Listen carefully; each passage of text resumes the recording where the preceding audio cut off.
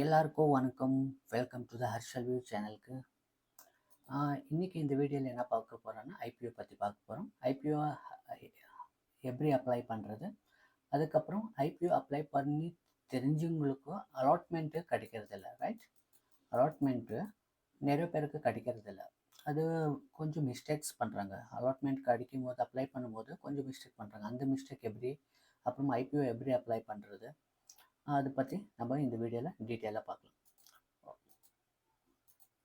Okay, first of all IPO நான் வந்து ஜீரோதா ஒரு டெர்மினல் ஓப்பன் பண்ணுறேன்.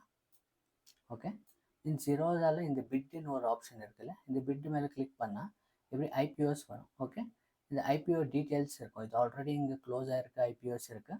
இங்கே பார்க்கலாம் நீங்கள், இதெல்லாம் ஆல்ரெடி இங்கே ஓகே, இதெல்லாம் வந்து க்ளோஸ் ஆகிருக்கு ஐபிஓஸ். அப்ளை பண்ணணுன்னா ஜஸ்ட்டு நம்ம பண்ண வேண்டியது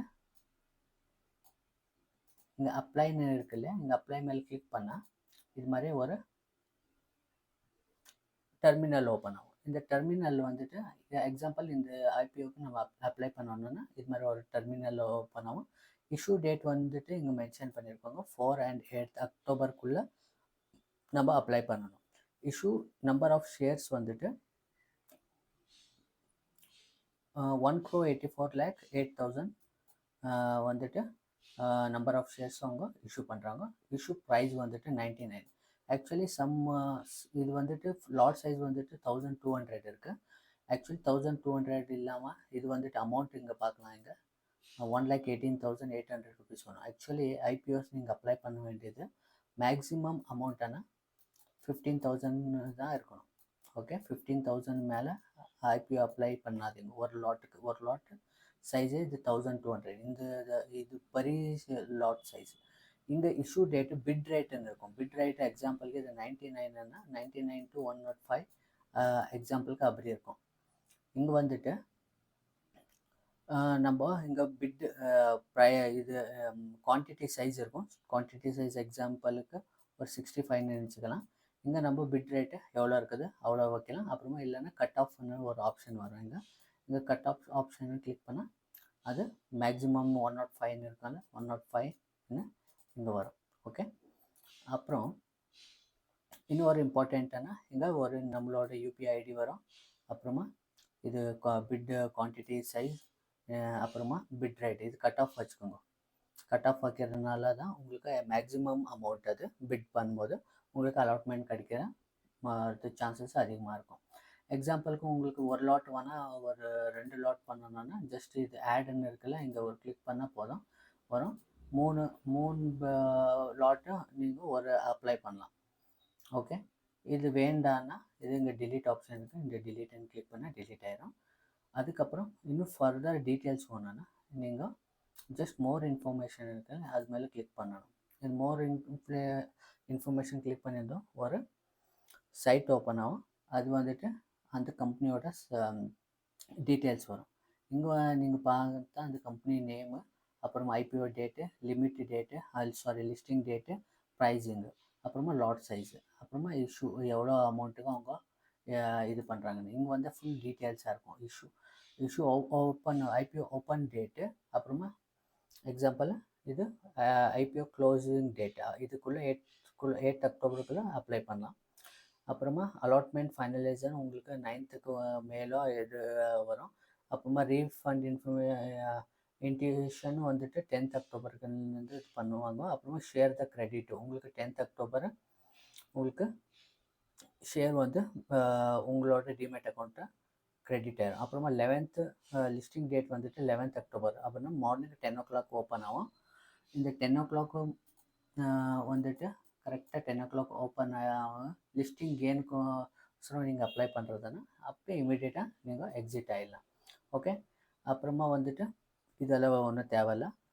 இன்னொரு ஒரு இம்பார்ட்டண்ட் இன்ஃபர்மேஷன் என்னென்னா, இங்கே அப்ளை பண்ணுறீங்களா, இங்கே அப்ளை பண்ணும்போது இது சப்மிட் கொடுத்துருந்தோம், சப்மிட் ஆகும். அது வந்துட்டு உங்களுக்கு அமௌண்ட் எக்ஸாம்பிளுக்கு மேக்ஸிமம் 15,000 நல்லா ஞாபகம் வச்சுக்கோங்க. இந்த அமௌண்ட்டு மேலே எந்த ஐபிஓ அப்ளை பண்ணாதீங்க, ஏன்னா ரிஸ்க் அதிகமாக இருக்கும்.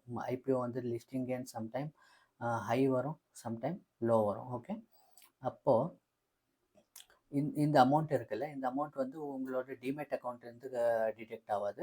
இந்த அமௌண்ட் வந்துட்டு உங்களோட சேவிங் பேங்க் அக்கௌண்ட்டு, எந்த பேங்க்கு உங்களோட இந்த டிமேட் அக்கௌண்ட் லிங்க் ஆகிருக்கோ அந்த சேவிங் பேங்க் அக்கௌண்ட்லேருந்து உங்களோட இந்த அமௌண்ட்டு டிடெக்ட் ஆகும். ஓகே, அதுக்கப்புறம் இப்போ ரீசெண்டாக கொஞ்சம் ஐபிஓஸ் என்னென்ன பர்ஃபார்மன்ஸ் பண்ணியிருக்குன்னு பார்க்கலாம். வந்து ஃபர்ஸ்ட் வந்துட்டு இங்கே வந்துட்டு ஐபிஓ லிஸ்டட் இஷ்யூ ப்ரைஸ் 168க்கு இஷ்யூ ஆகிருந்தது. ஆனால் லிஸ்டேட்டிங் வந்துட்டு 188க்கு லிஸ்டிங் ஆகிருக்கு. 11% 12% உங்களுக்கு இங்கே ப்ராஃபிட் கொடுக்கு. Care and heat exchange and refrigeration ஒரு கம்பெனி, அது வந்து 220 இஷ்யூ ப்ரைஸ் இருந்துச்சு. பட் இது 470க்கு லிஸ்டிங் கெயின் ஆகிருக்கு. ஆல்மோஸ்ட் 113% உங்களுக்கு ப்ராஃபிட் ஆகிருக்கு. அப்புறமா மான்பா ஃபைனான்ஸ்னு இஷ்யூ ப்ரைஸ் 120, அப்புறமா லிஸ்டிங் ப்ரைஸ் 150, ஆல்மோஸ்ட் 25% உங்களுக்கு லிஸ்டிங் கெயின் கிடச்சிருக்கு. இது வந்துட்டு கிரே மார்க்கெட் ப்ரீமியம்னு இருக்கும். ஐபிஓ கிரே மார்க்கெட் ப்ரீமியம்னு போட்டால் இப்போ ஃபர்தர் கிரே மார்க்கெட் ப்ரீமியம்னு இஷ்யூ ப்ரைஸ் ஒன்று வரும். இது இன்னும் ஆக்சுவலி அப்கமிங். அது இது இஷ்யூ ப்ரைஸ் ஒன்று வந்து இது கிரே எக்ஸாம்பிளுக்கு இது 166க்கு வந்துட்டு இஷ்யூ ப்ரைஸு 35 ருபீஸ் அதிகமாக ட்ரேட் ஆகலாம். எக்ஸாம்பிளுக்கு 35னா இது வந்துட்டு 200க்கு லிஸ்டிங் ஆகலான்னு. அப்போது லிஸ்டிங் வந்துட்டு 201க்கு லிஸ்டிங் ஆகலான்னு எக்ஸாம்பிளுக்கு. இது வந்துட்டு கிரே மார்க்கெட் ப்ரீமியம் இங்கே வந்து நீங்கள் பார்த்துக்கலாம். ஓகே, இப்போ வந்து இது எக்ஸாம்பிள் இப்போ நியர் ஐபிஓ ஓப்பன் ஆகி இது டீட்டெயில்ஸ் பார்க்கலாம். இது வந்துட்டு ஆல்ரெடி க்ளோஸ் ஆகிருக்கிறது. நீங்கள் இப்படி கிளிக் பண்ணியிருந்தோம். Offer start, offer end, allotment, அப்புறமா ரீஃபண்ட் இனிஷியேட்டு. அப்படின்னா உங்களோட அலாட்மெண்ட் ஆகலைன்னா அது ரீஃபண்ட் இனிஷியேட் பண்ணுவாங்க. உங்களோட டிமெட் ட்ரான்ஸ்ஃபர் என்னைக்கு ஆகுது, அப்புறமா லிஸ்டிங் டேட்டு, இது எல்லாம் இங்கே கொடுத்துருவாங்க. அதை நீங்கள் இப்போ க்ராஸ் செக் பண்ணிக்கலாம். இப்போ ஐபிஓ வந்துட்டு அப்ளை பண்ணுறீங்க, உங்களுக்கு கிடைக்கிறதில்ல. ஓகே, அதனால் என்ன பண்ண வேண்டியதுன்னா ஐபிஓ அப்ளை பண்ணும்போது சம்திங் கொஞ்சம் டீட்டெயிலாக ನಾವು அப்ளை பண்ணும்போது ஒரு இம்பார்ட்டண்ட் பாயிண்ட்ஸை நோட் பண்ணிக்கணும். இம்பார்ட்டண்ட் அந்த பாயிண்ட்ஸ் எதுன்னா, ஃபர்ஸ்ட் ஒன் வந்துட்டு நீங்கள் ஐபிஓ அப்ளை பண்ணும்போது உங்களோட 3 டிமெட் அக்கௌண்ட் இருந்தால், ஆக்சுவலி நீங்கள் 3த்துலையும் ஐபிஓ அப்ளை பண்ணக்கூடாது. நிறைய பேர் அதை தான் தப்பு பண்ணுறாங்க. அதனால தான் ஐபிஓ அலாட்மெண்ட் ஆகிறதில்ல. ஸோ உங்களோட ஒரு பேன், இப்போது டிமெட் அக்கௌண்ட் ஓப்பன் பண்ணணும்னா உங்களோட பேன் கார்டு வேணும், ரைட்? ஒரு பேனில் நீங்கள் 5 அக்கௌண்ட் ஓப்பன் பண்ணலாம், இல்லை 10 அக்கௌண்ட்டு டிமெட் அக்கௌண்ட் இருக்கலாம். பட் ஆனால் எதெல்லாம் ஒரு டிமெட் அக்கௌண்ட்டில் தான் நீங்கள் ஐபிஓ அப்ளை பண்ணணும். ஓகே, நெக்ஸ்ட்டு இம்பார்ட்டண்ட் திங் வந்துட்டு உங்களோட ஃபேமிலி மெம்பர்ஸ் டிமெட் அக்கௌண்ட்டில் கூட நீங்கள் ஓப்பன் பண்ணலாம், ஐபிஓ அப்ளை பண்ணலாம். ஆனால் ஒரு ஐபிஓ மட்டும் தான் அப்ளை பண்ணணும். நாட் ஃபார் 2 டிமெட் அக்கௌண்ட் இருந்துச்சுன்னா ரெண்டுத்துலேயும் ஐபிஓ அப்ளை பண்ணக்கூடாது. எதுனா ஒன்றுத்தில் மட்டும்தான் நீங்கள் அப்ளை பண்ணணும். ஓகே, ஏன்னா மல்டிப்பல் ஒரு பேன் கார்டில் மல்டிப்பல் அக்கௌண்ட்ஸில் நீங்கள் அப்ளை பண்ணுறதுனால அது உங்களுக்கு ரிஜெக்ட் ஆகிரும். ஓகே, அதனால் மெயின் ரீசன் இது ஒரு மெயின் ரீசன். அப்புறமா ஓப்பன் ஆகிறது இல்லையா, என்னைக்கு ஓப்பன் ஆகுது, இஷ்யூ டேட் இருக்கும், ஓப்பனிங் டேட் இருக்கும். எக்ஸாம்பிள் இங்கே காமிக்க ஐபிஓ டேட்டு 30th செப்டம்பர்னு இருக்குல்ல. அப்போது 13th செப்டம்பர் 4th அக்டோபர் வரலும் நம்மளுக்கு டைம் இருக்குது. ஃபஸ்ட்டு 2 டேஸில்